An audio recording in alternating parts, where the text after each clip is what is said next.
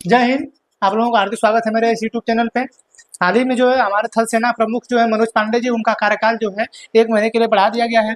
ठीक है, अब इस पे जो है अनेक प्रकार की प्रतिक्रियाएं हैं कि क्यों जो है 50 साल में पहली बार जो है इनका कार्यकाल 1 महीने के लिए बढ़ाया गया है। ऐसी कौन सी परिस्थिति आ गई थी जब कई लोग और कई अन्य और लोगों का बढ़ाया गया था, तो वो कहीं ना कहीं वहाँ पे कुछ रीजन था। इनका कार्यकाल क्यों बढ़ाया गया है, जिस पे असदुद्दीन ओवैसी और अन्य कई नेताओं ने, जो बड़े बड़े नेता हैं, उन्होंने बयान दिया है कि नहीं, ये कुछ प्रधानमंत्री वर्तमान में जो है उनका कुछ चाल थी। ठीक है, तो ये जो है मनोज पांडे जी, इनका कार्यकाल जो है ये 31 मई को रिटायर हो रहे थे। ठीक है, 31 मई 2024 को, लेकिन इनका कार्यकाल जो है 30 जून तक हो गया है। ठीक है, 30 जून। अब उसके बाद है ये नए बनने वाले हैं, ये है मनोज पांडे जी। ठीक है, और ये जो है उपेंद्र द्विवेदी हैं। उपेंद्र द्विवेदी ये जो हमारे नए थल सेना प्रमुख बनेंगे। तो क्यों उनका कार्यकाल बढ़ाया गया था? देखिए, हमारे यहाँ जो लेफ्टिनेंट जनरल होता है, देखिए लेफ्टिनेंट जनरल में यहाँ पे जो रेड पट्टी लगी है, ठीक है, इस रेड पट्टी में 3 स्टार होता है। इस रेड पट्टी में 3 स्टार होता है। जो लेफ्टिनेंट जनरल होते हैं, ठीक है, उनमें 3 स्टार होता है, और उनके पास एक तलवार की ऐसी सिस्टम होती है, वाला तलवार वाला, और एक अशोक स्तंभ होता है। ठीक है, यहाँ पे तलवार वाला लगा है और एक अशोक स्तंभ है। ठीक है, लेकिन जब आप थल सेना प्रमुख होंगे, ठीक है, जनरल होंगे, सैन्य जनरल होंगे आप, तो आपके कंधे पे जो है, आपका जो कंधा है, इस कंधे पे जो है एक तलवार वाला लगा रहेगा और एक स्टार लगा रहेगा और एक अशोक स्तंभ लगा रहेगा। यानी एक स्टार बढ़ जाएगा जब आप थल सेना प्रमुख बन जाएंगे तो। ठीक है, और ये वाला जो रेड पट्टी है, इसमें जो 3 स्टार था लेफ्टिनेंट जनरल में इनमें 4 स्टार हो जाएगा। ठीक है, 4 स्टार हो जाएगा। ठीक, अब हमारे यहाँ जो लेफ्टिनेंट जनरल है, इनके रिटायरमेंट की जो आयु है 60 वर्ष है। ठीक है, लेफ्टिनेंट जनरल के रिटायरमेंट की जो आयु है 60 वर्ष है, और जो हमारे थल सेना प्रमुख हैं उनके रिटायरमेंट की आयु 62 वर्ष है। ये तीनों सेनाओं के प्रमुख का है, यानी वायु सेना में भी है, नौसेना मतलब जल सेना में भी है, और थल सेना में भी। तीनों सेनाओं के प्रमुख जो हैं उनका जो है वो जब रिटायर होंगे तो 62 साल के हो जाएंगे तो रिटायर होंगे।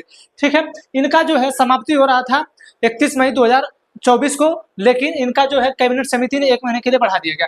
अब असदुद्दीन ओवैसी जैसे नेताओं का और अन्य नेताओं का कहना ये है कि जो प्रधानमंत्री मोदी हैं, चुनाव हारने की वजह से, वो चुनाव हार रहे थे, उनको लग रहा था कि हम चुनाव हार जाएंगे तो देश में जिस तरीके से वो अन्य संविधान पे आक्रामक तरीके से काम कर रहे थे, उसी तरीके से जो है हमारे जो थल सेना है उनको अपने कब्जे में लेके, उनको पहले से निर्देशित करके कि हम चुनाव हार जाएंगे तो आपको जो है पूरे देश में जो है पूरे देश को अपने कब्जे में कर लेना है और मैं तानाशाही के रूप में काम करूंगा। ये अन्य नेताओं का कहना है, ऐसा लोग कह रहे थे। ठीक है, और इन लोगों का कहना यह है, जो वर्तमान में सरकार है, इनका कहना यह है कि हम लोग चुनाव में फंसे हुए थे। ठीक है, हम लोग चुनाव में फंसे हुए थे, उस चुनाव में फंसे होने के कारण है जो है हमने इनका कार्यकाल 1 महीने के लिए बढ़ा दिया। काहे भैया? ऐसी कौन सी परिस्थिति थी, ऐसी कौन सी समस्या थी?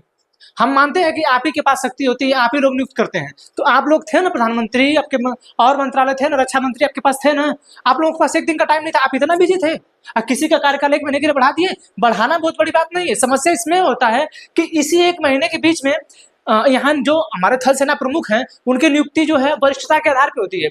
जो लोग वरिष्ठ होंगे उनकी नियुक्ति होगी। अब मानिए कि जो वरिष्ठ है, अब मान के चलिए कि 62 साल में रिटायर हो जाएंगे। ठीक, हो सकता है कि कोई 60 साल में 60 साल पहुंचने वाला हो और लेफ्टिनेंट जनरल हो, इनके जैसा उपेंद्र द्विवेदी जैसा लेफ्टिनेंट जनरल हो। ठीक है, और वो जैसे ही 60 साल होने वाला और रिटायर होने वाला हो। ठीक है, और आपके भी रिटायरमेंट की समय आ गया है। ठीक है, तो हाई जो व्यक्ति है, अब ये अपने में वरिष्ठ के आधार पर वरिष्ठ है, अब थल सेना प्रमुख बनना है इसको, अब आप रिटायर नहीं होंगे, आपका कार्यकाल 1 महीने के लिए बढ़ा दिया जाएगा, तो इनका क्या होगा?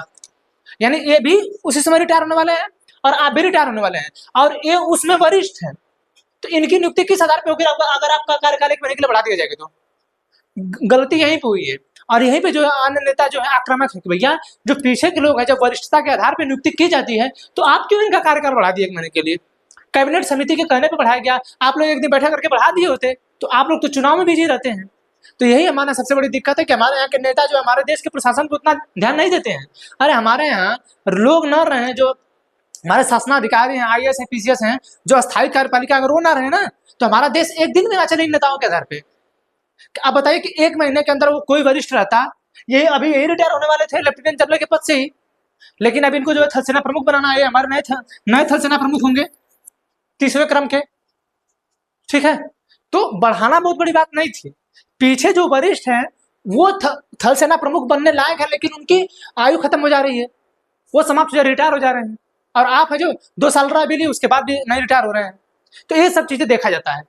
ठीक है, आगे आइए। अब तक कितने लोगों को जो है एक्सटेंशन किया गया है? देखिए, हमारे पहले थल सेना प्रमुख जो थे, ठीक, फील्ड मार्शल, ठीक है, हमारे पहले फील्ड मार्शल है जनरल सैम मानेक शॉ, ठीक, 1971 में भारत और पाकिस्तान के युद्ध को देखते हुए इनका कार्यकाल बढ़ाया गया था। ठीक है, फील्ड मार्शल हमारे जनरल सैम मानेक शॉ, इनके ऊपर भी जो विकी कौशल ने मूवी बनाया है।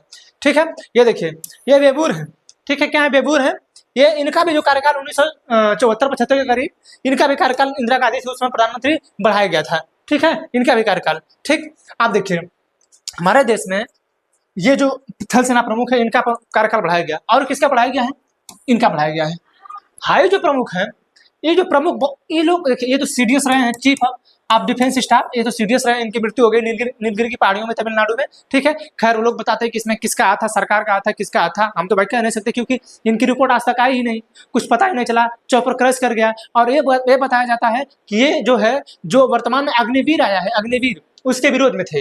ये नहीं चाहते थे कि हमारे यहाँ अग्निवीर वाली व्यवस्था लाया जाए। इनको ये समझ में आ रहा था कि नहीं, हमारी सेना कमजोर हो जाएगी, बच्चों का जो मनोबल घट जाएगा, 4 साल की नौकरी कर रहे हैं, कौन 4 साल की नौकरी करने आएगा, कौन जान देने जाएगा, और जो है शहीदी का दर्जा आप छीन लिए हैं, 4 साल की नौकरी में हम शहीद मानेंगे ही नहीं। तो इन सभी चीजों को जो है, ये उनके विपक्ष में थे। ठीक है, तो ऐसा कहा जाता है कि नहीं, सरकार का इसमें हाथ था, सरकार जो है इनको मरवा दी, इस तरीके की बात लोग कहते हैं। हम नहीं, सरकार को लोग कहते हैं। ठीक है, हम नहीं कहते हैं। ठीक है, ये देखिए, इनके बाद देखिए, ये इनके बाद जो है एमएम नरवणे बने। ठीक, इन्होंने अपने इनकी एक बुक है 4th स्टार ऑफ डेस्टिनी। अभी हम आपको बताएं कि इनका जो रेड पट्टी है, इससे 4 स्टार लगा होता है। ठीक है, तो इन्होंने बुक लिखा 4th स्टार ऑफ डेस्टिनी, उसमें इन्होंने अग्निवीर की चर्चा की है। इन्होंने कहा कि देखिए, इन्होंने भी कहा कि अग्निवीर हमारे देश के लिए सही नहीं है। ठीक है, एमएम नरवणे। तो ये मनोज पांडे से पहले कौन था? एमएम नरवणे थे। एमएम नरवणे से पहले कौन था? बिपिन रावत थे। ठीक है, इनको चीफ ऑफ डिफेंस स्टाफ बना दिया गया। अब एक्सपायर कर गए, मतलब हमारे देश शहीद हो गए, तो इनके जगह अनिल चौहान को जो है सीडीएस बना दिया गया है। ठीक है, अब ये मनोज पांडे थे, इनका कार्यकाल बढ़ा दिया गया था। ठीक, लेकिन अब ये 30 जून तक रहेंगे। 30 जून के बाद जो है हमारे नए सेना प्रमुख कौन होंगे? उपेंद्र द्विवेदी। उपेंद्र द्विवेदी। ठीक है, हमारे नए थल सेना प्रमुख हो गए अब उपेंद्र द्विवेदी, अभी वर्तमान में लेफ्टिनेंट जनरल है।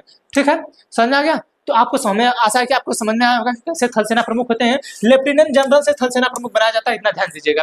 ठीक है, आप लेफ्टिनेंट जनरल लेंगे, उसके बाद थल सेना प्रमुख बनेंगे। तो हमें आशा है कि आपको ये समझ में आया होगा क्यों सरकार जो एक्सटेंशन की थी, सरकार का अधिक हम चुनाव में बिजी थे, इसलिए हम एक्सटेंशन करवा दिए। ठीक है, अब हम नियुक्ति कर लेंगे हम, जबकि शपथ दिलाने का काम राष्ट्रपति का रहता है। राष्ट्रपति शपथ दिलाएंगे ना। तीनों सेनाओं के प्रमुख कौन है? राष्ट्रपति हैं।